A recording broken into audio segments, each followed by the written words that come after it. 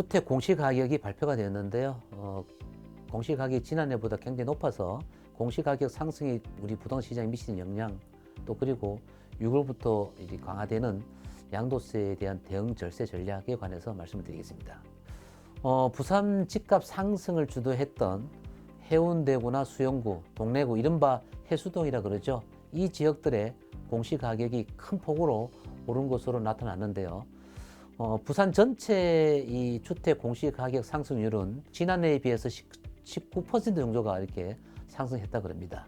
그런데 해수동 지역에는 30 내지 70% 정도가 오른 아파트 단지가 속출했는데요.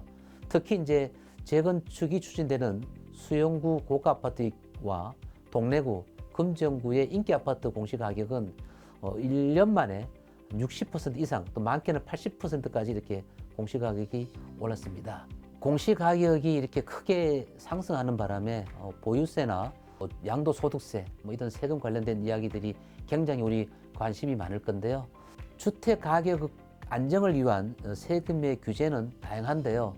대표적인 것이 조정 대상 지역 내에 다주택자에 대한 양도소득세 중과와 종합부동산세 세율 증가입니다. 특히 양도소득세의 경우 조정 대상 지역에는 주택을 양도할 때 다주택자라면 양도세 세율이 높아질 뿐만 아니라 장기 보유특별 공제도 받을 수 없습니다. 그런데 이런 상황과 조건에 따라서 양도세가 줄어드는 경우가 있는데요. 예를 들면 아파트 한 채와 단독주택 한 채를 가진 2주택자의 경우는 아파트 한 채를 먼저 팔 때 단독주택이 이제 그 공실이라고 하면 단독주택 건물을 철거를 하게 되면 절세는 물론 경우에 따라서는 양도소득세 과세를 면세받을 수도 있습니다.